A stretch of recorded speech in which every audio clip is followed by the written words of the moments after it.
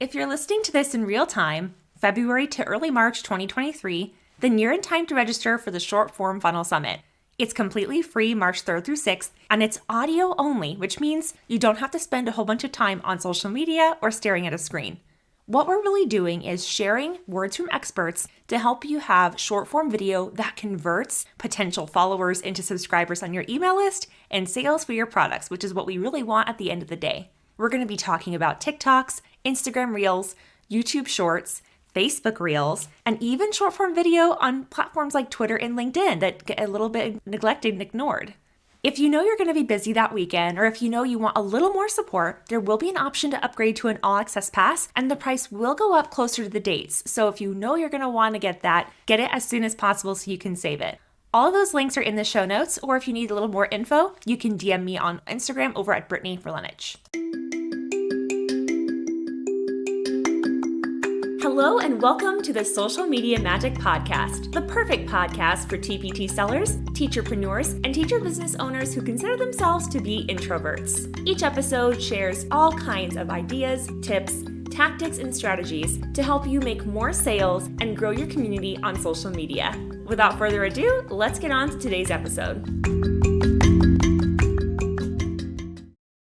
All right. Hello. Welcome, community. I'm so glad you're here. I'm just going to pop onto my phone as well to make sure that everything is coming through live. We have two Brittany's for you today. And if you're listening on the podcast, again, just want to say thank you for listening. It's not lost on me that you're tuning in, and I so appreciate that. I know that your time is super valuable. So my hope and my goal is that this will be super valuable for you too. And I think it will be because this is a topic that's been really hot in the teacher business community and honestly, the online entrepreneur space in general. So I'm super excited for our guest for today. She's known as the Queen of Evergreen, Brittany Long. She's a former middle school teacher who now works with coaches, service providers, and course creators to create an automated as possible business of a regret-free life. I love the automated as possible part, and I think that's like one of her strengths. So welcome to the show, Brittany. I'm glad you're here. Awesome. Thanks for having me. I always loved getting to talk to teachers as well. So it just brings me so much joy. So thank you for having me. Yeah, of course. And I just want to share very briefly, Brittany has a big part of my story as well. And I was actually just telling her that the other week. So about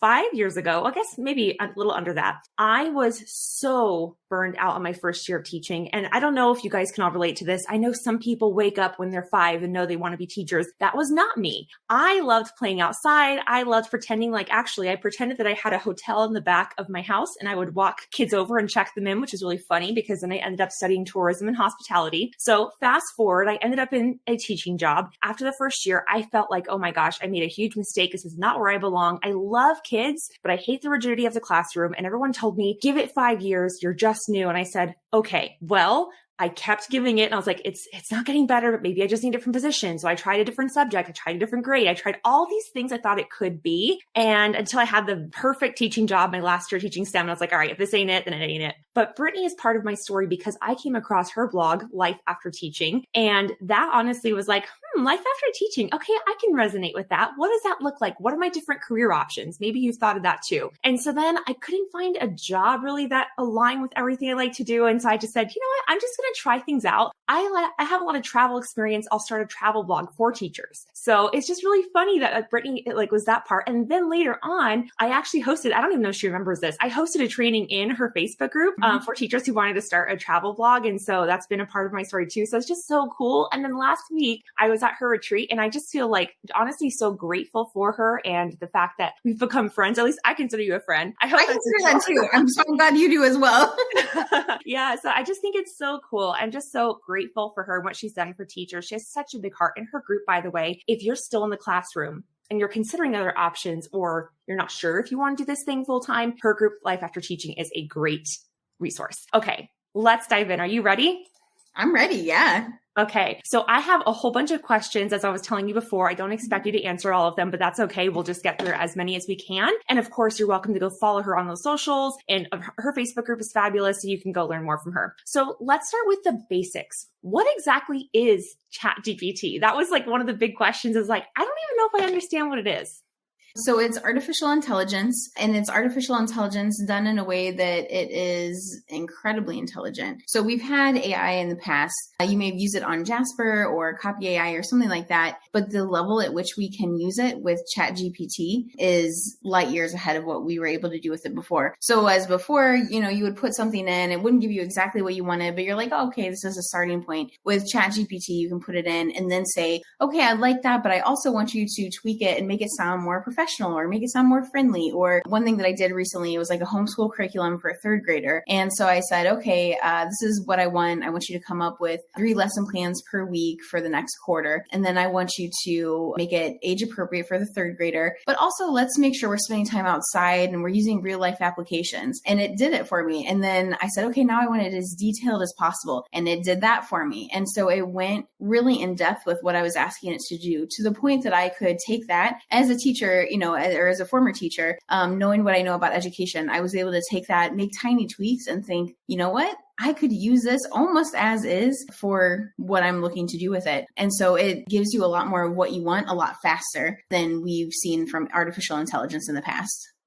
Very cool. And yeah, I know that like last year or so, maybe even a little before that, I had been playing with Jasper and very similar. And I remember thinking like, wow, this is going to be a game changer for bloggers, because that was the original context I was coming at it from. But the more I started playing with that and apps like ChatGPT and all that, I said, oh no, this could be the end of bloggers. This could be the end of the creative as we know it, which is why one of the reasons I wanted to really bring you on, because I was a skeptic, like, and I had some like ethical like things that were going on. I'm like, oh, I love the idea and the potential, but like, can I ethically use it? So we'll get into the ethics thing in a minute. And I think my preference is that like, you always have to make your own decision, listener, watcher, like what is ethical to you, because we're all going to have different choices. And that was actually something that was a big theme of the retreat, is that you can do whatever you want to do. Like for me, I don't know if I'll ever get to the point where I don't respond to my DMs personally, because I like that interaction, but you might want to completely outsource it, and that's fine too. So yeah, there's no right or wrong answer there. Okay. So you already kind of talked about the kinds of tasks that ChatGPT could perform, like lesson plans. Obviously I'm coming at it from a contact standpoint. So like social media posts, email marketing, all that kind of stuff. But what are some other tasks? Because I mean,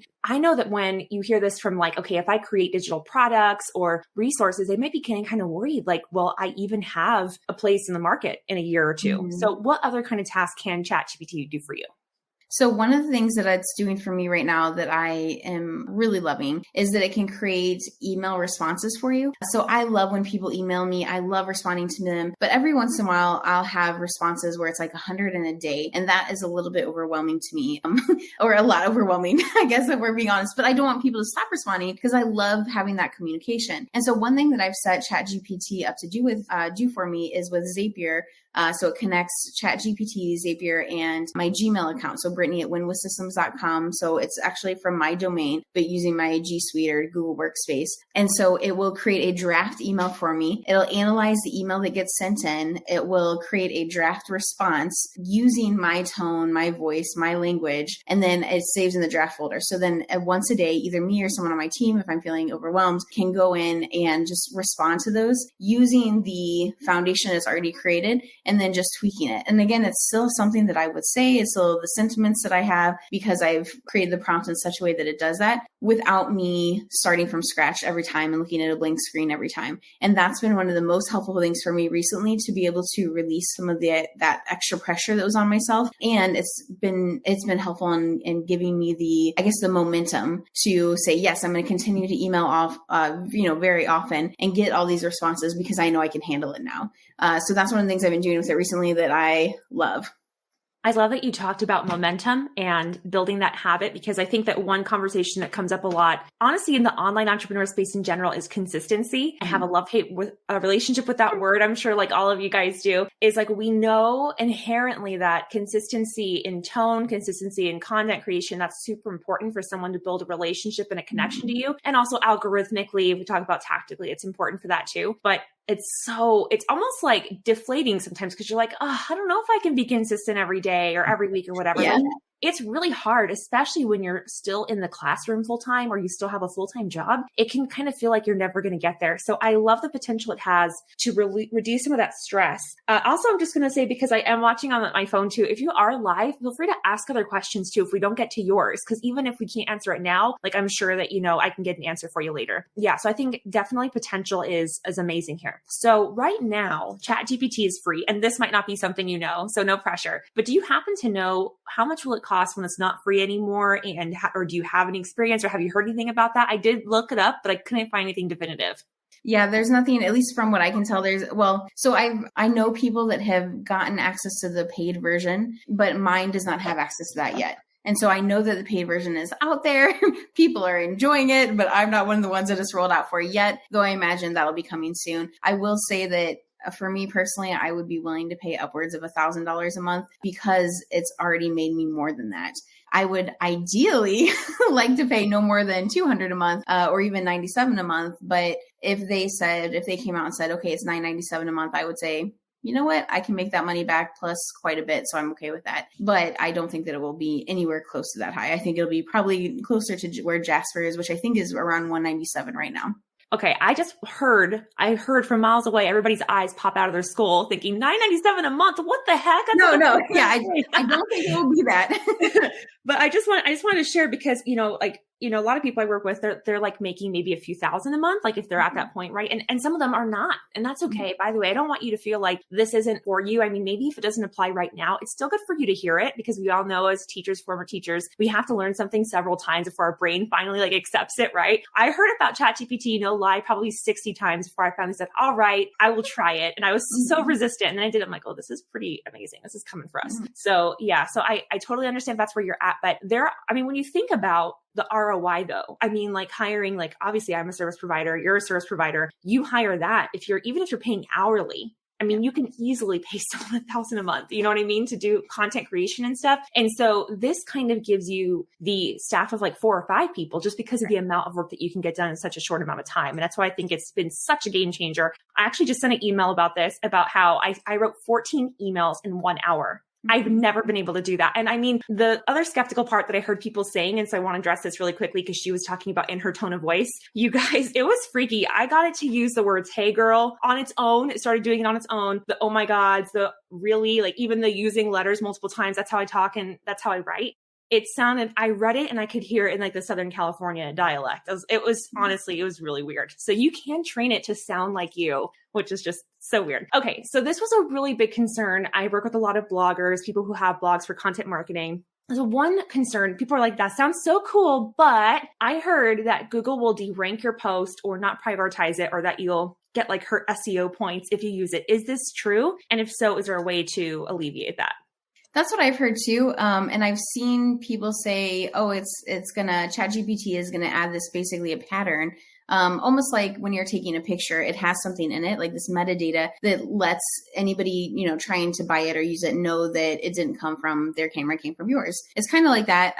From what I understand, that they're going to be coming out with something like that. And so what you can do is there's an app, well, it's not an app, it's a website called GPT-0, and you can copy and paste what you have into there. It's going to tell you about how much is from AI, how much is human made. And so you want to get it as close to human made as possible. So anything you create, I would recommend not just taking what you have and using that, but actually editing it so that it sounds like you, feels like you, and it's more of your style versus just copy and pasting from there. And so I use GPT-0 to help me get it as close to, okay, this was likely completely made by humans as possible. And then I also use Quillbot, Quillbot, to help rephrase some of those sentences that may have sounded a little bit AI-ish before, or may have had that pattern before, so that I have something unique that I can present to avoid that. And actually, Brittany, I wanted to mention one other thing too while we're on this. I had mentioned the $1,000. So I essentially, with how I use AI, it has kind of become part of our business, and I treat it like an employee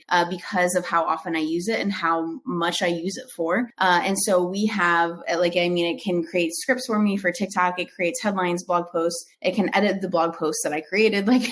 It really does so much for not only my traffic, but also my sales, also my customer service. And so I treat it like an employee that I would be paying. So that's why I'm saying up to that amount. I definitely don't think it's going to be that amount. And then the other thing you had asked was, should I worry about this? Like, will it replace me? And that's something I thought too of like, man, how are people going to no longer need copywriters? Because that's what the majority of what we do is email marketing and email copywriting. Will people not need me? And that was even one of my concerns with the retreat of showing you all how to use that. I was like, well, why are they going to need me if I'm showing them how to do all this?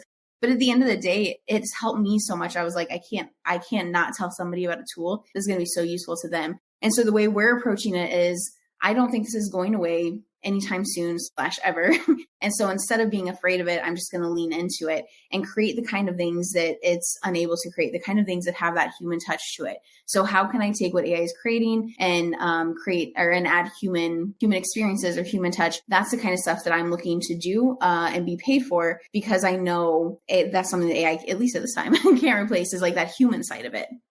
Yeah, I love that. And I know sometimes it's just good to hear the same thing from someone else. Mm-hmm. So, some people in my audience are travel agents, not really for this podcast, but they might still hear it. And one of the biggest objections I hear with like my travel agent host agency affiliate link thing is like, well, but do people even use travel agencies anymore? I said, yeah, you actually probably do every time. What do you book with? Oh, Expedia, Booking. I'm like, yep, those are travel agencies. And they go, wait, what? I'm like, yeah, they're automated travel agencies. Mm-hmm. And they're like, that's so weird. I'm like, yeah, it's the same thing. It just looks different. But there are a lot of people who still use like in-person travel agents because they do want that personal touch. And so like explaining that does sound kind of weird. Like people pay you so that you can get excited and plan travel with them. And I was like, yes, like you can make money doing anything really. But yeah, like I agree with that. Like the tools can help us. Like I still use all those, like I use Google Flights to find flights for clients, right? Like it would have been really easy for me to look at that and say, oh my gosh, I'm never having a job again. Like, but you can just, it's what you want to do. And we still have, we have calculators on our phones and we're still teaching math, right? So, there's still a reason and a need for those things. And that addresses a couple questions, because I know I have some service providers in my audience and I have people who create digital resources on sites like TPT or Etsy. And they're like, well, is ChatGPT going to do that? Like, are they just going to make it for us? Another kind of related question to that, what's going to happen with the future of content marketing? I know this is something you can't predict, but I was just thinking about that too. I was like, wow, yeah. If Google's a company like any other, Google could go under, which is so weird to think about, but they could. Right. And if Google goes under, then all of the digital marketing stuff that we've learned about podcasting, about blogging, YouTube, that no longer applies, which in a way is kind of exciting, like Brave New World status. But it also can be really anxiety inducing if you have built a blog over 10 years or 5 years and you're like, I put all this work into it. What do I do? So I'd love to hear just your thoughts on that. And, I'm not going to hold you to anything because it's just, we're predicting, but I'm just curious what you think.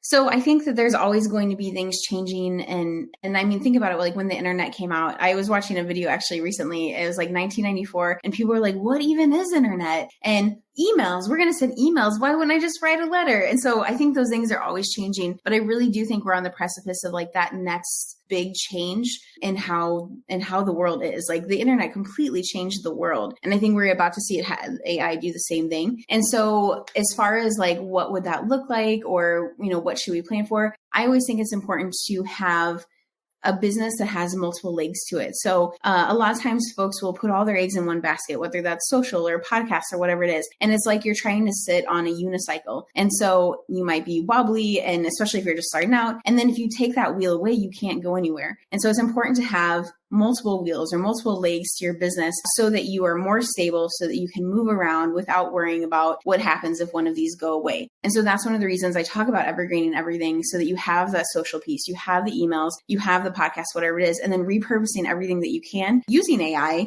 so that you don't have to worry as much about like what happens if one of these go away. Either way, no matter what happens, you still have that kind of content that you can always repurpose, that you can talk about in different ways, and it still helps build your authority. So no matter what happens, you don't lose out on that. You still have that. And I think that's a really powerful thing, to know that you still have everything that you've already done. It's not a waste. I completely agree with that. And the cool thing is, a lot of it is what you said about looking at the blank cursor. And like that can be so stressful when you're starting out and you don't have a lot of content yet. it's just like, oh my gosh, like you can almost like see, because a lot of times we're visionaries, right? So you can see the end picture of like, I can see myself having a blog on this topic with like 300 posts and they're all bringing me this much like ad revenue or affiliate marketing income, or they're selling my resources for me. I can see that, but I can't see where it looks like in the steps in between. And like the steps in between seem so monumental. It's like, oh gosh, I can't even imagine having 50 blog posts for writing that. So you just do it one at a time, right? So I think that's really like what you're talking about. The vision part is really important. I think that can definitely help you like to save time. I have a question here. It kind of actually relates to my next one. So my next question was going to be, if we have ChatGPT write something on our behalf, is it plagiarizing? That kind of gets into the ethics part, right? But also we want to think about that because there are like Google SEO implications. And then a related question is Jackie's saying, how does copyright and intellectual property law come into ChatGPT for bloggers at least? Can you publish blog posts under your name written with AI? So yes, I guess maybe just answering both of those as much as you can. And I know that's hard because that's probably like, I was going to say a copyright lawyer, but they probably don't even know because it's so new. So yeah, what have you learned so far? So based on what I'm seeing and what I'm hearing and what I'm watching from lawyers that have looked over their terms of service, they're saying, okay, you do have the rights to it. You have the rights to the questions that you've asked. You have the rights to the content that's produced. But it's also saying that ChatGPT can see the questions you're asking and use it for training purposes and stuff like that. So there's a few things there. But what I also have noticed is that sometimes people will, especially the very beginning of all this, they'll copy and paste everything. And then they'll be like, this is my blog post. They don't want anybody to steal it. But really it's, coming from part their brain, part AI. And so everything that I can see, and I'm not a lawyer, so please, if this is something that you're like, I really need to make sure of this, talk to a lawyer that's like actually a lawyer, not me who's just looking at, watching things that lawyers have said. But from what I can tell, you have the rights to it, and it's not plagiarizing, but it could be giving somebody else similar answers. And so that's one of the reasons it's so important, I think, to personalize it as much as possible and customize your questions and your prompts as much as possible. But ultimately, at least from what I can tell, and again, not a lawyer, but from what I can tell, it's you have the rights to the questions and to the content that's produced, but somebody else may have something similar if they ask similar questions. Love that. Thank you. And that same person, she said for the follow-up, I feel like ethically people should disclose things written with AI. I don't remember. Is that actually part of their terms? I don't know. Not that I remember. No. Yeah. I mean, so I guess here's my thoughts on that is that if you're the one creating the prompt, you're the one thinking of like asking it questions and doing that, it's almost, to me, it almost feels like an interview where I'm interviewing somebody, I'm asking them questions, I'm formulating my own opinion, I'm summarizing or rewriting or whatever it is. So for me, there's still a lot of edits and stuff that I need to make on my end. There's still a lot of human touch that needs to happen there. But I definitely see what you're saying. It's almost, it almost feels like a ghostwriter too to me. Like if I'm having it write something for me, it almost feels like a ghostwriter. And we wouldn't expect a ghostwriter to necessarily show up on a book, for example, just a book or ebook or whatever it may be. We wouldn't really expect their name to show up. Often authors will cite a ghostwriter and, say thanks to them and stuff, but it's not something they have to do. And so, yeah, that's my thought with that. I can definitely see why you would want to know that. But at the same time, if you're writing it or you're editing it and you're checking the facts and stuff like that, which I would highly recommend, then it's still content that you're at the very least editing.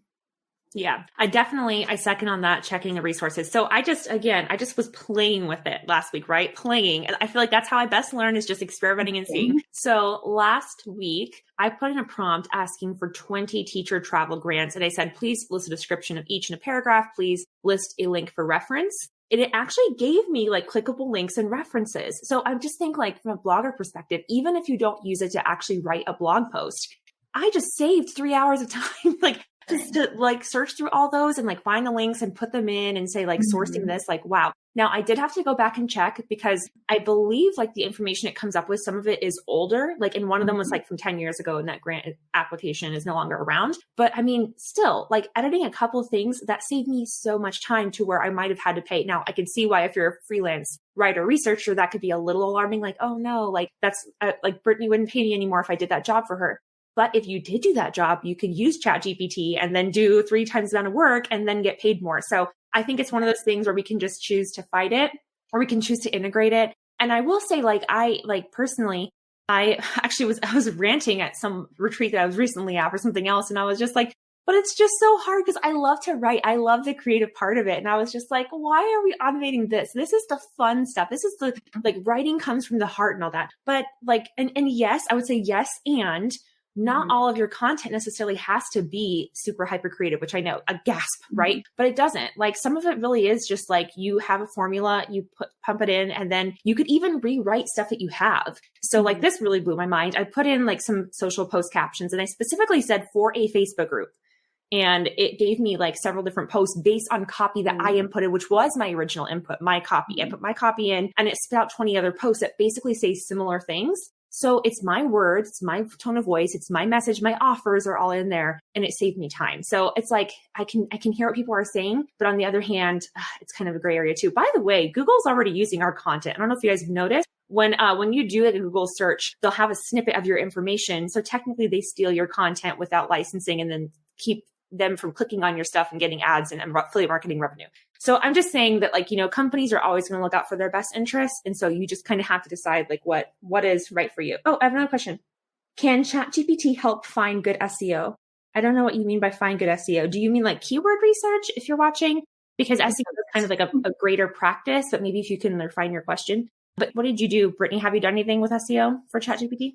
Yep. So I've said things like, I want you to write 10 potential headlines for me that will help me rank with better SEO. And then I asked it, I think, to do keywords for that as well. And so it came up with keywords, and it was great because they weren't necessarily keywords that I would have automatically thought of. And then the other thing I did, I have Surfer SEO as well, which I'm not sure if we'll keep forever because what we're doing with ChatGPT, but we might. But with Surfer SEO, it basically tells me like, here's the keywords that you want to hit on to help with your SEO. And so I looked to see if they were similar to the ones that ChatGPT was giving me, and they definitely were. So that was really encouraging, I guess. And then the other thing I was going to say with that is, you had mentioned the make this for Facebook. And I did something similar with that for LinkedIn. I was writing a blog post, and I said, write 3 potential headlines for me that would do best on Facebook, Instagram, and LinkedIn. And so it gave me 3 options, and I was like, okay, these sound pretty good. And then I said, now I want you to give me 3 now I want you to tell me which one would perform best for Facebook.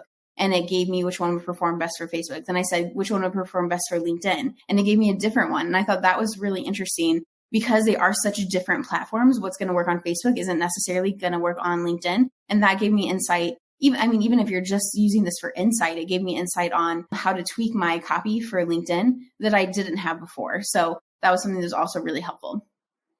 Yeah, I love that. I think that's a big part of it, right? Is like expanding your mind to thinking of what it could possibly do. Like you had mentioned at the beginning that you used it to basically research and create homeschool activities. Again, I believe all the TPT sellers hearing that gasped because they're like, well, I'm out of a job. But you can also use it to help you with parts of your resources. Now, the only thing is with that, I would say, just disclaimer again, with the intellectual rights and copywriting thing, make sure that you are not just literally copy pasting. One, because you don't want another seller doing that and you guys have the exact same resource, and then who has the rights, that's tricky. But then also you can just use it to help you like finish writing reading passages, right? You could have it, there's so much you can do with it. Have it help you make math problems for your worksheets. I mean, there's so much you can do to have it help you and just finish work that maybe you started already. Because I know that's a big thing for me is I love starting projects and things. And then I just get to like the daily grind of it and I'm like, oh, do I really want to do this? I want the finished version of this. I don't want to do this part of it. So you can kind of use it as an assistant to help you finish things. Can I say real quick for the TPT sellers, one avenue you may want to consider that would actually probably help you get a higher pay too is to be a TPT, basically a TPT AI interface. So this way you could help people create custom resources for them. Because that's why I went to ChatGPT, was because I wanted something really specific, but I also wanted it to be outside. And I didn't know if that was something that I could find on TPT easily. And so if you're looking to differentiate yourself, then using it as a way to get more customized kind of plans, or even being that person that's like, you can, whether it's a membership or a subscription, or they can work with you for so many hours per month or whatever it is, where you create something custom for them, maybe using something you've already created and then asking ChatGPT to customize it. This is something that you could charge more for because it is that custom piece of it. And if I had somebody that could create something custom for me and I don't have to do it, I still want to do that. I just didn't want to find something that, was the same across the board and not exactly what I was looking for. I wanted something that was exactly what I was looking for. But if somebody else could do that part for me, I'd be like, yeah, please. And I would be fine personally anyway. I would be fine with somebody using ChatGPT to do that and just be that like implementer who asks the questions and stuff. And I know that it wouldn't take very long, but when I have a bunch of other stuff doing, it's still the same. I'm still super busy, or busy-ish, I guess, not super busy anymore. But to be able to have someone else do that and create the custom thing for me, present it to me, put it in a nice little package, I'm great with that. I love that. And one really common question, or I should say, objection for TPT sellers, because they get those questions a lot on their resource. Like when you go on the actual site, they'll say like, can you make a blah, blah, blah version of this? And I know that makes sellers go, ugh, like I wish I had the time for that, because that's actually a good idea. So there's your answer, right? Like we know it when you're in the classroom, and I even told Brittany, I'm like, I did not have the capacity. Brittany Verlinich, did not have the capacity to do some of the things I'm doing now last year. I just didn't. And I'm not saying that that's your story, because some people just have more energy. I have a very finite amount of energy. I go hard and then I crash. So you have to figure out what works for you. But for me, just the potential I've seen to really make product lines. Like I have a resource and then I can use that as a template. And then, I mean, almost instantly, of course, with tweaks and things, really, really exciting. So I love that you shared that. Thank you. Okay. I have another one. Oh, Sarah Whitaker. She's a podcast manager. She has a Podcasting for Educators podcast. Everybody go listen. It's so good. So she said, she already covered this, but tips on accessing ChatGPT. Every time she tries to use it, it's down. What tips do you have for that, just for accessibility, Brittany? So I find that early in the morning, late at night is when I'm able to get on without much issue. And weekends usually is where it's the busiest. So I usually go in early in the morning before my kiddo's up, or late at night after she goes to bed. And that seems to be the best time to be able to access things. There will, like I said, there will be a paid version. I've been told that the paid version will be so that you can still use it when there is high capacity. And if you're trying to get in and you haven't even been able to like log in and sign up yet, if you Google, I think it's openai.com/playground and start there. People I know have had an easier time getting in that way. And then you can use it. The playground is basically to test it out. And then at the very bottom of the playground, it'll have a purple button that says try ChatGPT or something like that. And you click it and then you can get in sometimes. So that's like a little background that I've seen work for a lot of people. Awesome. And I'm just looking through these questions. A lot of these were kind of tangentially related, like kind of reworded ones of that. Let's see. So I just want to address something really quickly. One of the questions was, can ChatGPT generate creative writing or poetry? Yes, it can. And I will actually link a really funny poem in the Wildflowers TPT group that you guys can read. It's about how TPT sellers are mad at TPT and what they could do to improve. It's actually really funny. So I'll link that below so you can read it. So yeah, it can actually create pretty decent creative writing and poetry, but really the art of that is the input. And I know that's Brittany Long's specialty, I would say, is like, because that's what we kind of learned last week, was not just how to use it, but how to really customize your prompts to make it sound and think and talk and write like you. So can you just talk about that for a second? Like you kind of mentioned it earlier about like a TPT narration, customized service. How can we start doing that? Because one thing I have my question about or that I had a question here for was, I tried using it. It didn't really sound like me. The blog post was really poorly written and I had to spend a lot of time editing it. So what can we do when we're writing a good prompt to keep ourselves from having to do a lot of editing on the back end? So that's what I thought at first when I first tried it as well. I was like, I don't understand, like, what's the hype about this? But then I started playing around with it and I realized, okay, I just need to have a conversation with it. If I have a conversation with it, then that's really when I get what I want. It's almost like, I don't know if you can hear my toddler in the other room. It's almost like when my toddler is having a tantrum and I just think, okay, well, I guess there's just nothing I can do. But when I'm able to kind of help her calm down and have a conversation, I can see, oh, she wanted an apple and I gave her an orange, or, whatever the case may be. But when you first start, it's just like giant tantrum. You don't know what's happening. It's kind of like that with ChatGPT, where it's like you just kind of have to figure out the prompt. So some of the things that I do when I'm starting out, I'll take an email or I'll take something that I've written that I am really proud of, that I feel really good about. And I'll say, I want to train you to write like me. Review the email writing blog post, whatever it is, below. And I want you to describe it to me, describe the tone, describe the voice, describe the feel of the email. That's kind of what I'm looking for. And then it's going to spit that back to me. It's going to say, okay, I see what you're saying. This email sounds friendly. It sounds authentic. It sounds helpful, whatever the case may be. That gives me some of the language to use to be able to say, okay, now I want you to write an email about X, Y, and Z that includes this kind of tone, this kind of voice. And so it's getting specific and kind of teaching it how to talk like you. You can also do something like think like a social media strategist who has great engagement on their social posts, but write like me. Just a reminder, when I write, and then give it examples of some things you say or some things that your tone, your voice, things like that. When we were together last week, there's somebody there that's a New Yorker, and she said something like, I want you to add in more personality and talk like a sassy New Yorker. And it did exactly that. And it came out with a lot of the email that she wrote came out with a lot of sass and fun and personality. And so it's really asking it to talk more like you, but then giving examples of what talk more like me means. Sometimes I also use phrases like make it sound more like a human or add more personality, add some puns. I'll say add 2 to 3 analogies that explain or that express X, Y, and Z. And so giving it more specific tasks to do versus just like write an email about X, Y, and Z is usually where I see it doing best. Totally agree. And I just want to read and actually give you an example of what this looks like, or I should say sounds like, since some of you won't be able to hear. But like I did a prompt, and sometimes if you do the prompt, like thinking like a conversion copywriter, you get kind of cheesy stuff where it's like register now. And you're like, you can like hear the car salesman in the background. So I did something for a client. And the original output that I got, the last couple sentences were, invest in your team's professional growth and make a lasting impact on your students' futures. Register now. And I was like, ugh, no. So then I put in a prompt. I said, please rewrite the last 2 sentences to sound less cheesy. And I was kind of wondering, like, is it going to know what that means? Like, is it going to take cheesy literally? But it actually was able to figure out the colloquial meaning of cheesy and actually gave me a better output. It said, learn the basics with an emphasis on practical skills and hands-on experience. Your team will leave this program equipped with the tools they need to help your students reach their full potential. And I was like, yeah, that does sound a lot better. That sounds more teacher friendly. So it's amazing. I was honestly really skeptical, but I'm totally sold on it now. And I still think that there are obviously some ethical implications. A lot of you guys ask questions is, what's ethical? Is it ethical? You guys really have to decide that for yourselves. I know that's a hard question. That's a hard thing to say, but really we're all going to have different standpoints on that. Even right now, there are people who hire ghostwriters and content people like me. And sometimes I have clients who will say, please, when you respond in a DM, say, this is Brittany, your social media manager, or respond on my behalf. Everybody has a different way that they're going to do it. And it's okay if your way is different than mine or somebody else's. Like there's no judgment on that. You get to decide. And I know that's hard because we're often looking to podcasts and coaches and things for answers, but really that comes down at the end of the day to whether or not you want to use it. Yeah. So Brittany, you have this Fab membership where you really dive deep into this stuff about AI, automation, and tools. I'd love for you to share not only about that in case people want to join. I do have an affiliate link posted down below and in the show notes as well. But I also want you to also share a blurb of why. And because I love the Fridays Off Club and kind of what you're doing with that.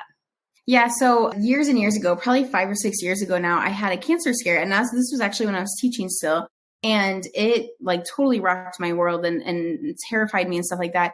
And I'll never forget leaving the doctor's office that day and thinking, oh my gosh, like this is my last year on earth. Am I okay with what I'm doing? And the answer was no. And it wasn't necessarily because I was teaching and it wasn't the right fit. It was because I knew deep down that there was something in me that was supposed to be doing something else. And I can't really describe it other than that, like just this kind of knowing. And so since then I have, left teaching and kind of found my path and stuff like that. But as I was doing that, I was like, my gosh, I don't want to continue to spend all this time working all day, every day. I did it when I was a teacher, but I also did it, especially my first, probably 2 years of entrepreneurship, where I was eating cookies every meal because I wasn't making time for lunch and I was not sleeping at all and stuff like that. A lot of stuff that I was doing when I was teaching that were not helpful habits, I carried over. I thought that, changing careers would just magically fix everything, but turns out I was a problem. or one of the problems anyway, but that was kind of how this thing started for me, this Friday Off Club. And so I had my daughter and I was still working all the time. And my husband and I decided, okay, we want to actually see each other and we want to be able to do family things and not just have my daughter see me, with a computer in front of my face. My dad was a teacher for 37 years. And there were a lot of times that I didn't get to spend with him because he was working his first job teaching or his second job or third job sometimes. And so I didn't want to continue that. One of the things he told me when he had a major stroke and he was in ICU was, I wish I had spent more time with you and your brother. And so I carry that with me, knowing that life is precious. And I should say, the doctors were wrong. It was a huge roller coaster of a ride, but the doctors are wrong. And so, but I felt like I got this new outlook on life. And so since then, everything that I do, I think, okay, how can I make a big impact that I want to make? How can I make more money than I need that I can use to impact our family, our, future generations, my friends, my extended family, our community? And how can I do all of those things without working all the time? And so for me, AI is a big part of that now. My team is a big part of that too. I have a few people on my team that help, but AI is a huge part of that. And so I use it to help me come up with ideas, help me come up with scripts, so that really the main part of my role is creating content, which I love doing. Like that's my favorite thing to do. So creating content that I feel like will help people, inspire people, motivate people. And so that's recording, that's sometimes writing, that's, training my team, training other people with the goal of taking Friday off. And now we always take Fridays off, but we also sometimes take Thursdays off or Mondays off or a whole week off because we have systems in place that can do that for us. Does that answer the question? I feel like I rambled a little.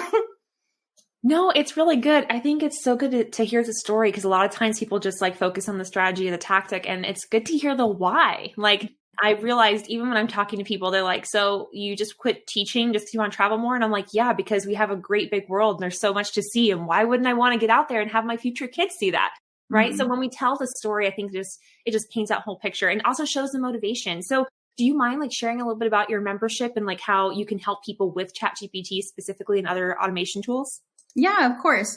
So AI Copy Club, it started as a way to show you how to use AI to create copy to save you some time, but it's really kind of progressed beyond that because I'm using AI in so many different parts of my business and my life. I'm like, okay, well, here's how to create copy and YouTube scripts and pretty much everything. But every week I share 3 or 4 videos, typically that what kind of stuff to ask, and then you can tweak it from there. But it's like a prompt plus template because it'll say something like, I want you to write like A, and then it describes, what you're going to put in there and stuff. So it's not just copying and pasting what I have, but it gives you that shortcut so that you don't have to do all the trial and error that I did to get to that point.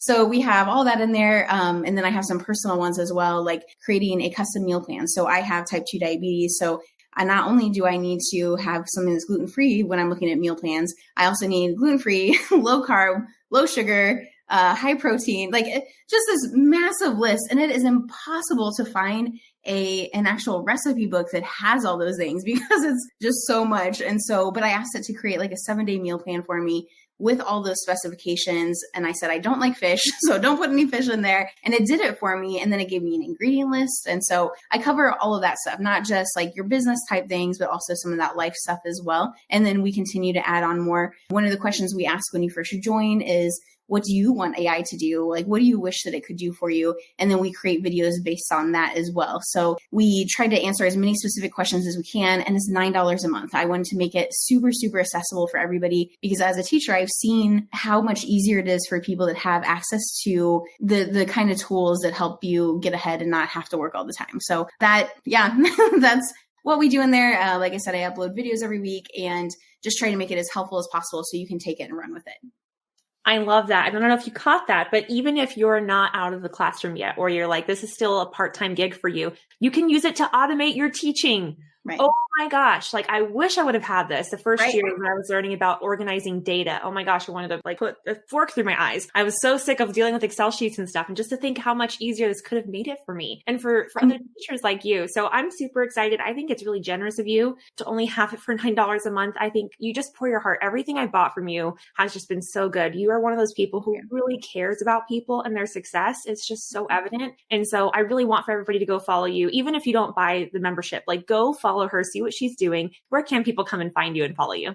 So on Instagram and TikTok under the Queen of Evergreen. So it has that the beginning because somebody else had already had Queen of Evergreen. So the Queen of Evergreen. On TikTok, you can find me Brittany Long. On LinkedIn, I'm Brittany Long as well. But please don't message me on LinkedIn because I always forget to check it. And so I'm not on there a lot.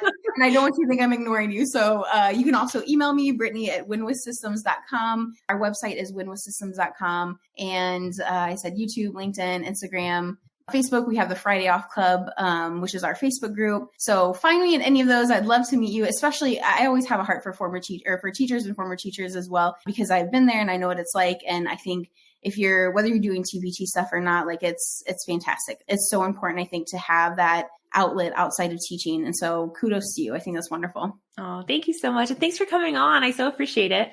Thanks for having me. Yeah.